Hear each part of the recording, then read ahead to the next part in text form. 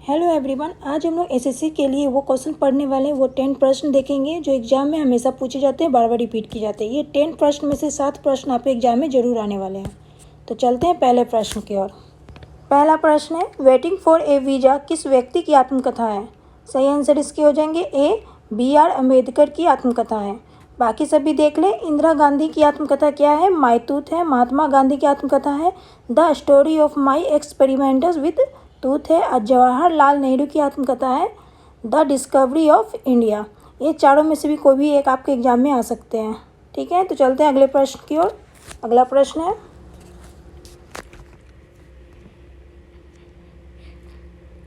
श्री ब्रह्मपुरी स्वर्ण मंदिर भारत के किस राज्य में स्थित है?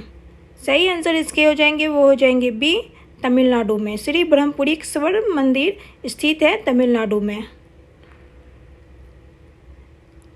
चलिए देखते हैं तमिलनाडु में और कौन से प्रसिद्ध मंदिर हैं जो आपके एग्जाम में आ सकते हैं। मीनाक्षी मंदिर, कुमारी अम्मन मंदिर, बृहदेश्वर मंदिर, रामेश्वर मंदिर, नटराज मंदिर, महाबलीपुरम मंदिर और अरुणाचलेश्वर मंदिर। इसमें से कोई भी क्वेश्चन एक आपके एग्जाम में आ सकते हैं। ठीक है, चलते हैं अगले प्रश्न की ओर। अगला प्रश्न है, AR रहमान ने कितने ग्रैमी पुरस्कार जीते हैं? ऑप्शन है 1, 4, 3, 2। सही आंसर इसके हो जाएंगे, वो हो जाएंगे डी, 2। AR रहमान ने कितने ग्रैमी पुरस्कार जीते हैं? तो याद रखिए 2 पुरस्कार जीते हैं, ग्रैमी पुरस्कार। चलते हैं अगले प्रश्न की ओर। अगला प्रश्न है, सिंधु घाटी सभ्यता का पतन नगर कौन सा है? ऑप्शन है कालीबंगन, लोथल, रोपड़ या मोहनजोदड़ो। सही आंसर इसके हो जाएंगे बी, लोथल। सिंधु घाटी सभ्यता का पतन नगर है लोथल। चलते हैं अगले प्रश्न की ओर। अगला प्रश्न है, किस राज्य में गोंचा महोत्सव मनाया जाता है? इसके सही आंसर हो जाएंगे, वो हो जाएंगे ए, छत्तीसगढ़। आइए देखते हैं और कौन से महोत्सव मनाए जाते हैं छत्तीसगढ़ में जो आपके एग्जाम के लिए इम्पोर्टेंट है।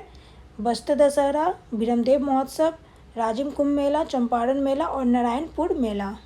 ठीक है, इसमें से कोई भी एग्जाम में आपके आ सकते हैं। चलते हैं अगले प्रश्न की ओर।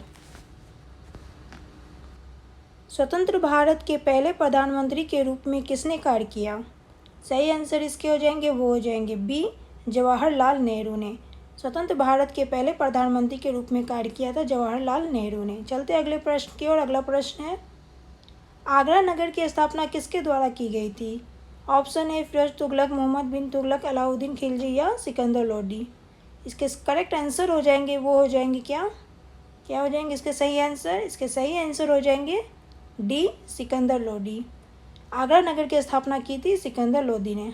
ठीक है, चलते अगले प्रश्न पे। अगला प्रश्न है, भारतनाट्यम किस भारतीय राज्य का शास्त्रीय नृत्य है?